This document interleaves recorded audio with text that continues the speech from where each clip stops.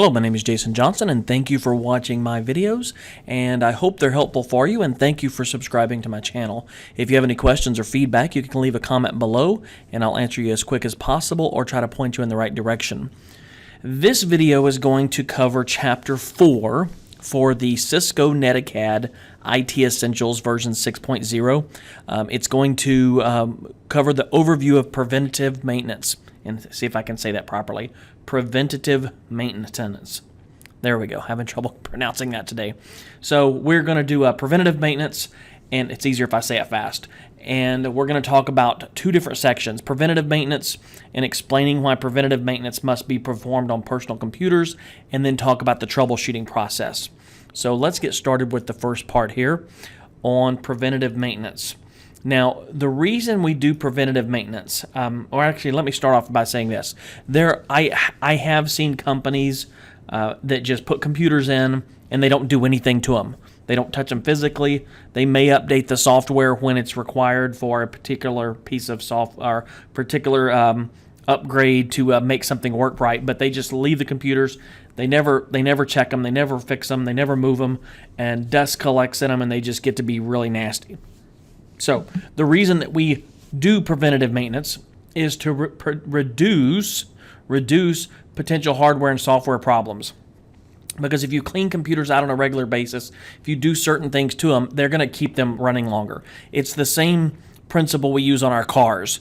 If you drive a car, or if you own a car, you know that you don't just get in the car and just drive it and never do any types of checks on it. If you never check the oil, if you never check the water, if you never check the fluids in it, eventually you're going to have a bad time and something's going to break on that, and it's going to break faster. And so if you don't, don't take it in to have the joints lubed up and things like that, it's going to wear out faster. So the same principle applies with computers. When we apply preventative maintenance to computers, we reduce downtime, we improve our data protection, which is really a big goal of IT, is to make sure that our data is available.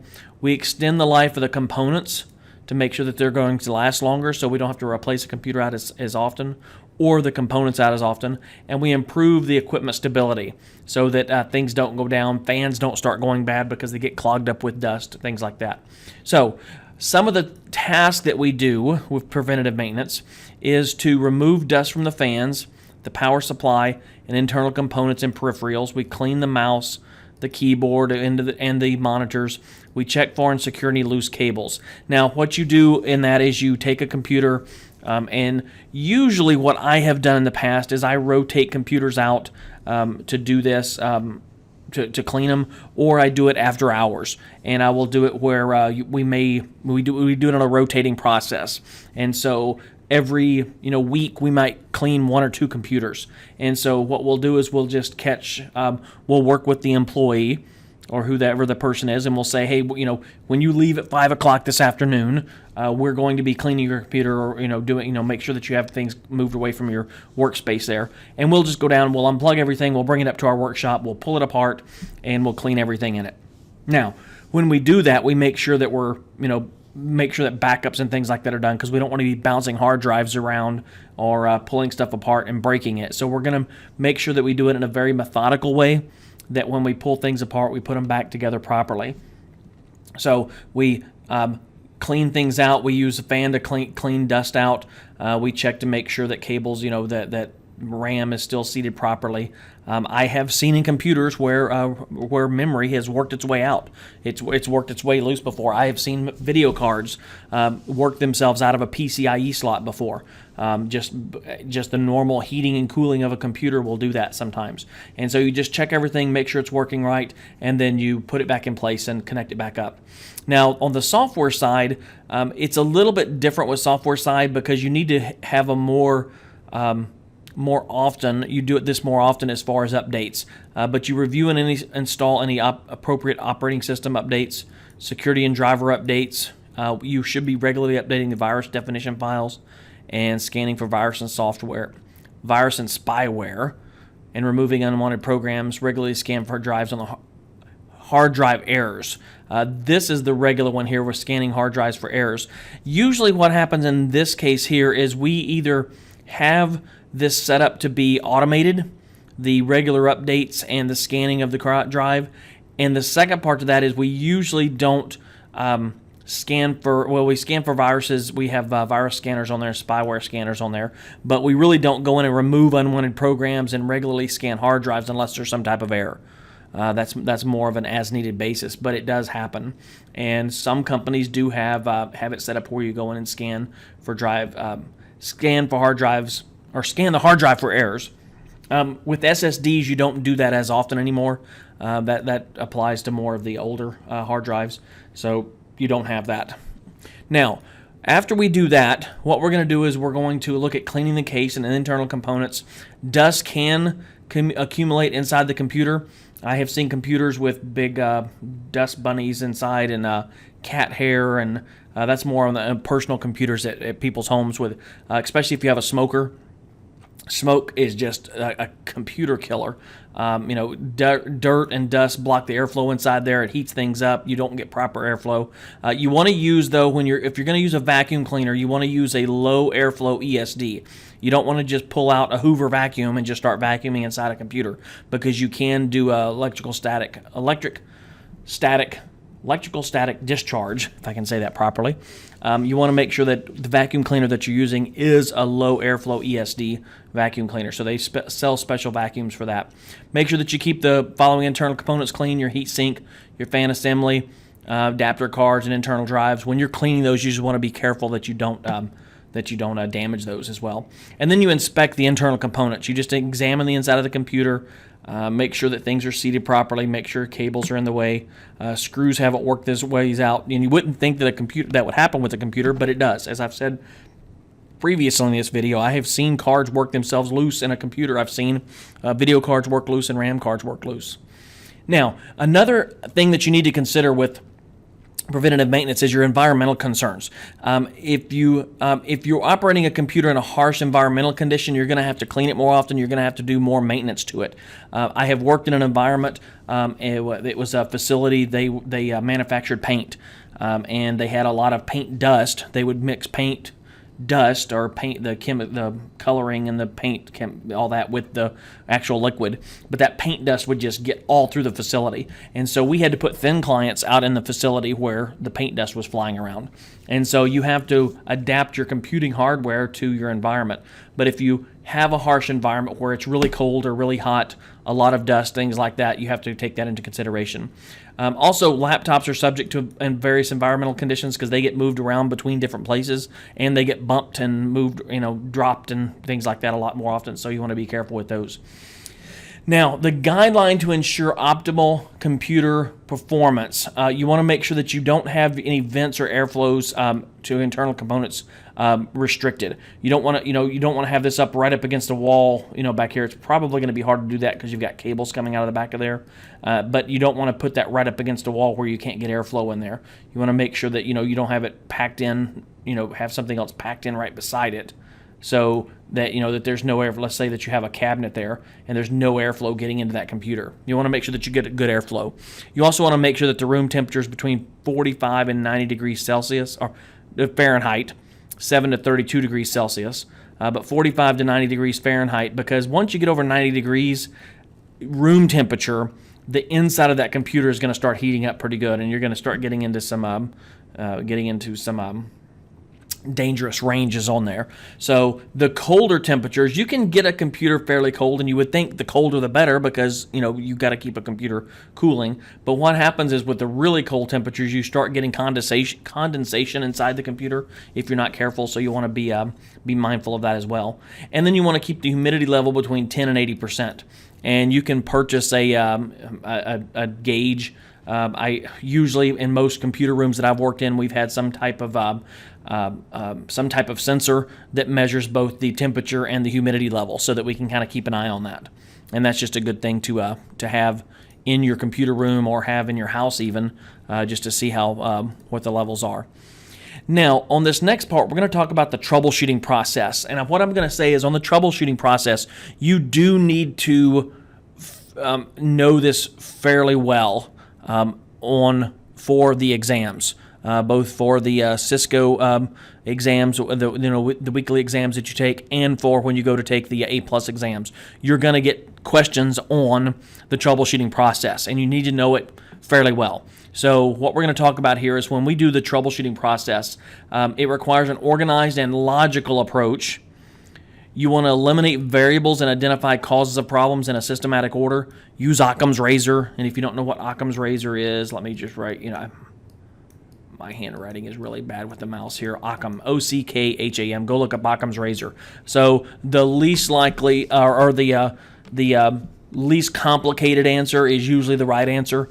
So always check those out first. I can tell you, from personal example, I worked on a computer one time, 15-20 minutes trying to get a network connection to work, and I was applying new drivers and I was doing all kinds of changes to it. And then I finally got up and moved around to the back of the computer, and the network cable wasn't plugged in. Or it wasn't plugged in all the way. It had come loose. And so I spent about 15-20 minutes of my time working on things that I didn't need to work on when all I needed to do is plug the network cable back in. So keep it simple. Look for the easy things. Identify causes of problems in a systematic order. Troubleshooting skills get better with experience. So the more you do it, you're gonna learn how to do it more. So the more you do it, the better you get at it. And also, before troubleshooting, protect the user data. And that means if you back things up, you don't just go and start, wiping hard drives. You don't just start going updating and upgrading. You've got to back data up first on that. Now, in the troubleshooting process here, we talk about identifying the problem first. That's the first step. We got to identify what is the problem. You ask the customer questions, but you be respectful. Don't accuse the customer of doing something wrong. Don't, even though they may have. You need to ask questions, and you have to ask leading questions. I have learned over the years that you just have to ask a multiple set of questions to get the right answer sometimes. I'll give you an example. I had a user whose keyboard keys were sticking. Could not figure out why they were sticking, so I grabbed the keyboard, put a new one in for him, and then got up to my work area and started looking at it, and white dusty powder stuff was coming out, grainy stuff was coming out, and went back and asked them what was going on. They were like, "Oh yeah, I spilled sugar in my keyboard this morning when I was putting it on my cereal when I first got to work." So yes, somebody was putting sugar on their cereal at their desk and spilled sugar in their keyboard. Did not tell me that. They just said their keyboard keys were sticking. So ask questions of, what were you doing last? What happened before, did any software get installed? Did you do any updates? What programs did you open? Again, you're not being accusatory. You're not accusing somebody of anything. You're just trying to get the information. And that's what I usually tell users. I say, we're just trying to fix the problem and go forward. Nobody's in trouble here. You want to use open-ended questions and closed-ended questions at the same time. So, what was happening what was happening right before you did this? That's an open-ended question. Did you do something to make this happen? That's a closed-ended question. You want to listen to beep codes if the computer's not properly booting up. Listen for beep codes and research those. Use your BIOS or UEFI to identify any post problems you might have. Use your event viewer if you are able to get into the operating system. Use the event viewer, the task manager, other diagnostic tools to help identify the problem on there. And then after that, we're going to move into the establish a theory of probable cause. And so we're going to look at what probably happened. Now, it may not be the right answer. We're just establishing a theory at this point. And so we're going to create a list of common reasons for the error. And for example, if the network's not working, we can say, well, maybe the network cable's unplugged. Maybe the network's down. Maybe some drivers were updated, and so the network drivers aren't working now. So you want to list the easiest and most obvious cases at the top of the list, and the more complex cases at the bottom. So, for example, did the network cable get unplugged? And you go check that. Did the network go down for everybody? That's a question. Is it one computer or is it multiple computers? Is it the whole building? So those are, you check the easiest first and then work your way down, and then you research the symptoms and try to solve it. Then you test the theory to determine the cause. Test your theories one at a time. So go and check the network cable. Is it unplugged? And if the theories can be confirmed, you create new ones. So, or if none of the theories can be confirmed, you create new ones. And then we establish a plan of action to resolve the problem and implement a solution. So we establish our plan. We write down our plan to solve the identified problem, and we may require simple or complex procedures. And you're not always going to write down the plan to solve the identified problem. For example, an unplugged network cable, you just go plug it back in. But if it's more complex, you might need to write down the steps or write down information that you would need to get that fixed. Now, after we have established a plan of action, we're going to verify full system functionality after we've repaired it, and we're going to implement preventative measures. So the troubleshooting process is not over until full system functionality is confirmed. And one of the things that irritates me more than anything else is when you're working with the help desk and they close the ticket before the issue's been fully resolved. If you ever work help desk, or if you're working a help desk, do not close tickets until the problem has been fully resolved. What happens is help desk people or help desk workers are under a lot of pressure to get tickets closed in a certain amount of time, and they will close tickets before they're fixed. And you're sitting there as the user struggling because this wasn't fixed yet and my problem's not resolved yet. So make sure you don't close tickets until they're fully resolved. If the system's working, implement preventative measures. For example, I'm going to use the network cable again. The cleaning crew had moved around in behind the computers and they had pulled the network cable loose. So what you want to do is you want to work with the cleaning crew to say, hey, when you're cleaning behind computers, could you be a little bit more careful? Or from an IT perspective, we need to tie up those cables in behind the computer so they're out of the way of the cleaning crew. So those are the types of preventative measures. And then we move into document the findings, actions, and outcomes. You want to explain the problem to the customer and tell them, what was going on. For example, with the network cable, explain to them, hey, the cleaning person come in here with the vacuum cleaner and they pull the network cable loose. So you're going to verbally write that down. You're going to put it in writing in your ticketing system or maybe an email system. And then you're going to work with the cleaning crew and you're going to say, hey, be careful about the network cables back there. And then the customer should try to reproduce the problem. After the solution has been implemented. What it means there is, you wouldn't really use that in the case of the network cable. That's it. If the problems are going to repeat themselves, you want to make sure that if it's going to be reproduced, the solution has implemented to fix it. And then document the entire process for future reference. This is where a lot of IT folks do not get down well. We don't document our processes, so the person coming in behind us doesn't know what's going on. So, and I'll use the network cable for instance, it gets pulled loose again. Well, the next person that comes in and works that may struggle to figure out what's going on. But if they already know, hey, that's a case where those get pulled loose, they can go directly to that solution.